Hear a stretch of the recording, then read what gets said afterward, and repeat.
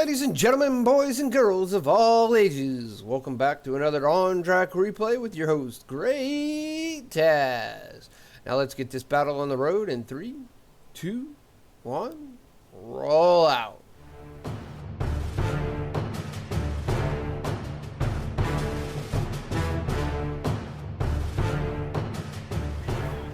Hello everyone, Great Taz here once again, and welcome back to another on-track replay. But before we get too far into this, I want to apologize for the delay in the upload of this video. So in this past week, a few crazy things happened in my real life that had to take precedence over me actually being able to record and upload this video. But I am getting it still uploaded, so we're going to get on with this. This is going to be the Tier 10 Top of the Tree, which ends as the day of recording is going to end Wednesday, I believe. Let me double check my... Yes, actually ends on the June 20th, which is actually 5 days away. So I was wrong by that. So this ends on the 20th of June, and... So here we have, again, the top of the tree, or on track. This is a Centurion Action X. This is brought to us by Sale 257 from the K4E clan. Alright, and this is Malinovka. So let's get on with this and let's see how Sale does. Now they're having a little pushing battle going on here with the T-44, which is kind of surprising that the T-44 actually has the power to keep the Centurion Action X. It's from actually turning the way they want. But the Centurion Action X is actually the Tier 10 in the British medium line, and it really plays a lot like the British medium Tier 8, the Centurion 1, the Centurion 7-1. It plays a lot like the Carnarvon. You know, all the British tanks have a very the heavies and medium tanks all have a somewhat similar play style. They're haul down beasts. They have great turret armor, but they don't have great hull armor. Now the difference between the heavy line and the ooh, look at getting a shot in on that grill. That hit. Alright. Took an HE shot into the grill because the grill's turret doesn't have a lot of armor. But the hull, however, does. Still looking to take another shot at that grill. Back to what I was saying. Oh, there's a light tank. Oh, look. Little skipping going on there. That hasn't happened in a long time. Light tanks kind of somewhat teleporting. So, a good shot there on the M4190. Alright, as I was kind of saying before, that there is a lot of similarity between the heavy and the medium line. The hulls are weaker. The ammo racks in the very front, you hit the lower glacis or hit like the front quarter of the side, you have a good chance of ammo racking one of these tanks. The turret armor is really good, and they have really good gun depression. So they make haul down beasts. Now, on the other side of things, the differences is, of course, the heavy tanks have more armor. They tend to have the bigger guns. So one, I think, is roughly 120 millimeter on the heavies and 105 on the mediums.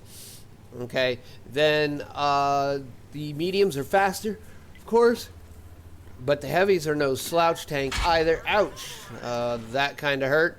They kind of ignored that 430, even though they knew it was kind of there, going for that 53 TP. So overall, the British lines are actually pretty decent lines once you get figured out, learning the whole hull down. Now, learning hull down in any tank is kind of difficult, due for the simple fact that it's just a matter of if you can see the very tip of their turret, there you can definitely see the very tip of your turret. So in turn, It's just getting that exact point where you're perfect has sometimes a little difficulty. But as you can see here, the Action X is actually a pretty fast tank. Goes for that track shot, but completely misses that shot whatsoever. Wasn't the greatest shot there. Got in that track shot right there. Look at like they're taking shots from down south, which is that Scorpion G, pretty much. And that you got that Object 268 version 4 just pushing in and rushing in. It's going to end up dead here, most likely in a second. Making sure that 50 TP does not move in his track. There goes the version 4, and there goes the grill. Alright, shooting the primary ammo here. You get APCR out of this tank. And then Hesh, I believe it's Hesh, is the high heat anti-tank US heat. Oh, that's interesting. I never know. I don't have the Action X, so I don't know all the ammo and all the things. So the Hesh is actually the HE rounds. The heat, the US heat is actually your premium rounds, and then your standard rounds is the APCR. All right, it's a pretty fun. I haven't got a chance to play it much. I've played it a couple times on test servers, and it's actually a really fun tank. I enjoy playing it. So as you can see here, Sail is taken up a spot up on the hill and is kind of sniping. Surprising that no one had kept that T-44 spotted. Sails is now going to take here and just take a sniper's position, and we'll get that kill right there, as you can see. The Action X moves around pretty easy, as you can see here. It's a pretty good tank. I think it's a little bit better than the Centurion 7.1. And definitely better than the Centurion 1. The Centurion 7.1's better than that yet. But in comparison, like I said, all three of those tanks play very, very, very similar. And it's what Wargaming's been trying to do with their tech trees, is make it where each tank plays the 8, 9s, and 10 of a tree play very similar. All right, as you can see, the 140's coming around there, takes a shot from Sail. The 50 TP is unfortunately in a bad position, is keeping the 140 spotted, and Sail is now turning back around, does see that the 140 did peek back around, going to take a shot at the 140. Now, like you said, APCR has really good penetration has really good penetration rates for this tank. There's the M41, and it's going to be gone right there real quickly. So, as you can see, we know where the 140 is. The Scorpion G last spotted, and the last spotting of the T-32. But there are still more enemies by 2 than there are allies at this point in time. So it's more kind of the enemies are going to sit in defending position. Oh, nice shot into the Scorpion. Finally takes it out, but unfortunately the Scorpion takes out the T-44. I'm going to take that Sail probably has 6 cents on this tank. Also, I haven't seen it pop up yet, to my knowledge, that I remember. But it's always good to have on a decently fast medium. Now, what does now the Centurion Action X is kind of a conglomerate lead into a lot of the newer. It looks a lot like a newer tank. Kind of looks somewhat like the T95 FV 4201, or better known as the Chieftain. They became all the tanks kind of went into a kind of a build style, and many of the nations have kind of stuck with their build styles. If you look in the T-54 and the T-72, and the T-90, they all kind of have a very similar design for each nation nowadays. And you look, the biggest change you see in tanks is in the American line. You look at the M60 main battle tank. It was the first main battle tank to come around for the U.S. And then you look at the new current, which is Abrams. They're completely way too different style looking. But you can tell that through time that actually tanks have designers have come up and learned a lot of things. The Abrams has a lot more slanted angles and stuff like that, as where the M60 was more rounded. And you can see that in the progression of some of the world of tanks. Also, you look at, the KVs, and then you look at the, stuff like the ISs. They start getting piked nosed, a little more angled nose. The IS-7 has a really rounded turret. Oh, are we going to see some action? 140 tried to sneak around the backside, but also Sale said that's not going to happen on my watch, and ended up turning around and going down into the same general area. All right, Sale is spotted. Oh, there's an FV. Ouch! Spotted by a T-32. That's definitely for sure, because just got shot in the butt by a T-32. There goes Artie shooting at him. All right, looking for that FV. Switch to HE rounds because there's only 14 millimeters of armor on that turret. So every time you hit it, even tier 1s can penetrate that thing. So, and you're going to do pretty much a good amount. You see the FV is kind of giving a quick gun salute, knowing that it's pretty much defeated at this point. If Sale can get one more shot quickly, nope, not going to be quick enough. Now, we know where the T-32 is. T-32 has not left its general area because Spot shot Sale in the back. As you can see, Sale is doing a lot of running around here. Pinging right there. I don't really think the T-30's there. T-32's there. Asking for help around. Oh, maybe the T-32 was over there. As you can see, I don't know what's going on. There's a little skipping going on. Might be replay lag. Might not be. I don't know. Looking for that FV. FV is now dead. T-32 was in the cap. Got some TDs coming around the corner. All right. Got two TDs that have not been spotted on the enemy team along with the Artie. Sale is pretty sure that the two TDs and Artie can actually take care of a T-32. So he's going to go over here and actually look around, see if they can find the other two TDs, maybe that artillery piece. Asking for a little support. The TDs are probably going to be watching that T-32. There, found the 263. All right. Of course, best person to hit that thing is going to be Artie because that's got a real hellacious front end. Now, T-32 scooted back up onto the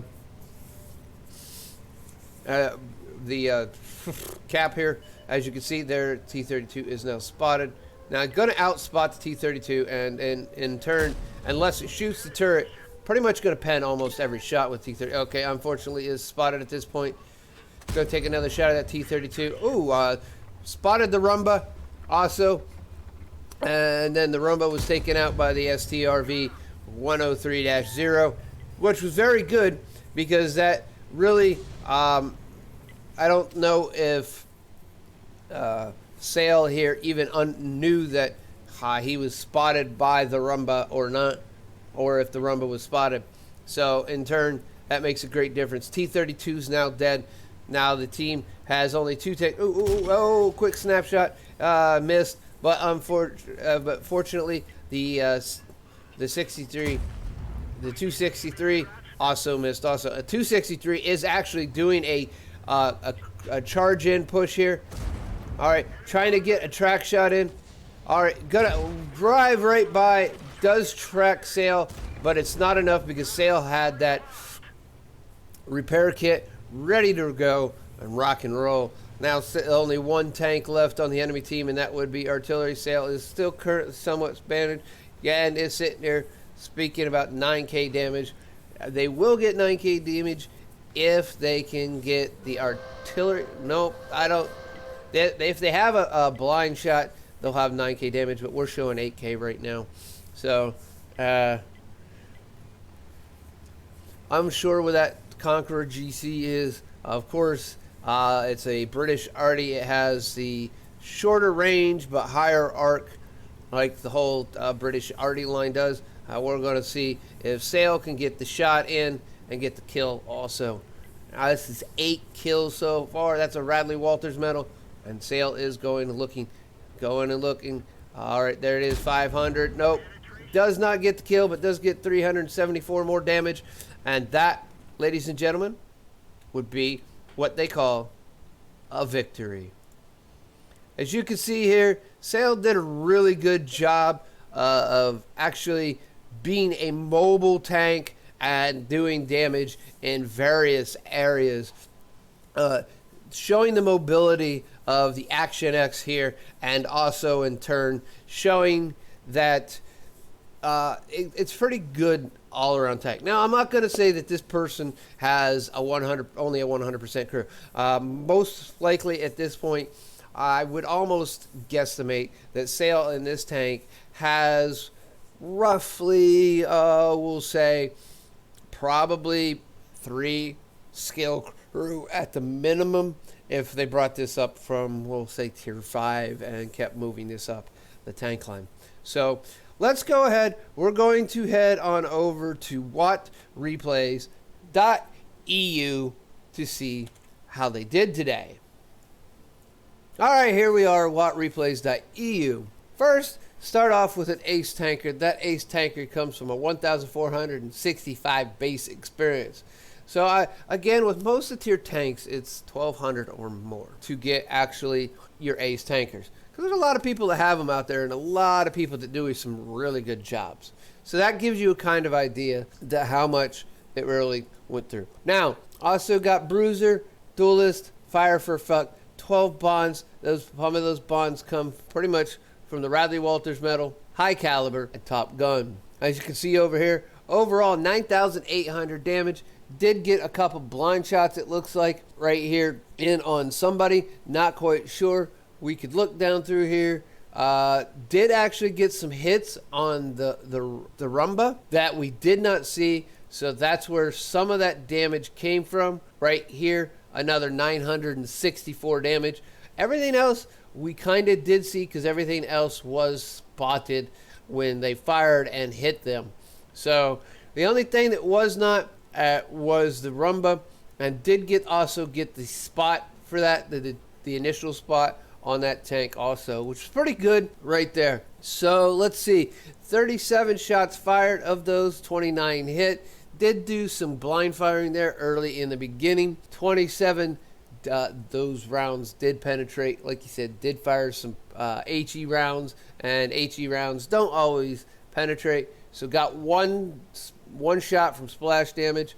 9,800 even. Most of the damage was beyond 300 meters. Actually, over 3/4 is beyond 300 meters. So doing a lot of sniping in this tank. Again, this is not a brawler. It is a haul down beast. Just a reminder with that. 5 hits received. 3 of them penned. 2 did not pen. And 1 flash damage shot received. 390 blocked with armor. Spotted 3, damaged 13, destroyed 8 of those 13. 646, a very little extra assist damage, but that puts them over 10,000 combined damage. 29 defense points for hitting that T-29. Traveled almost 5.5 kilometers in the game. Again, here is watreplays.eu, not showing everything exactly as best as it could. 79,000 was the base for an unpremium account. Ended up with a total of 154,777. So after spending some ammo on consumables, that would be the T that you saw, repair, and some premium ammo in there also, and some regular ammo, of course. Ended up coming out with 77,000. So basically almost 50% of what he earned, he spent back in turn. Now, down here on the bottom, again, 1,465 is basic experience. It was the first time, their first battle of the day, which is very nice to get a good set of experience like this on your first time in the battle, okay, which ends up being 2,930, just doubling the base experience.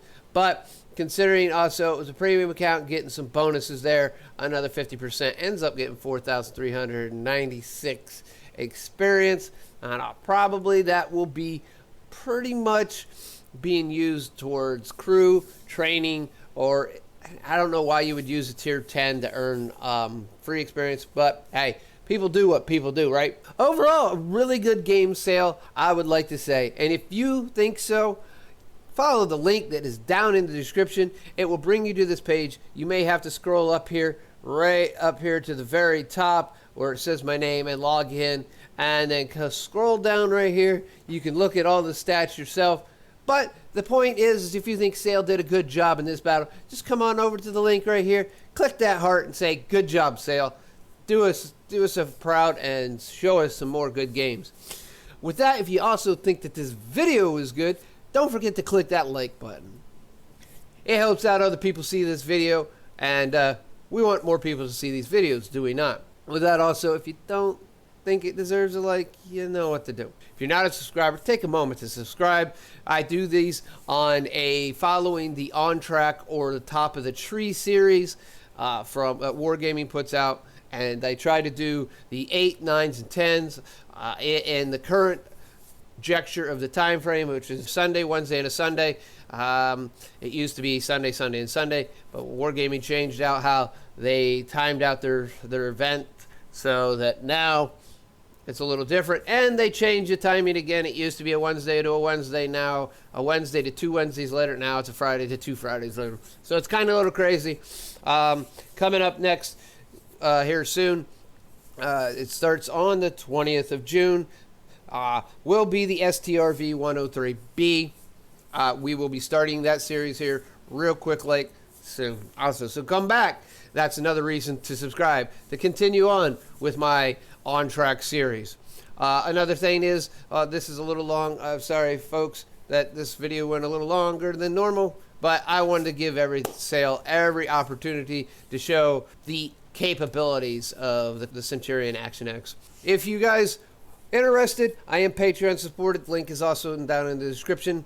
Also, on top of that, if you want to join my Discord, come over there and chat about World of Tanks, World of Warcraft, whatever. Or if you got a replay that you want me to see, go ahead, drop it up on either wattreplays.eu or wattrecords.com, and then go in there, and in the Watt Replays here, post a link. Give me a little information and tell me why you think it's a good replay or a good battle.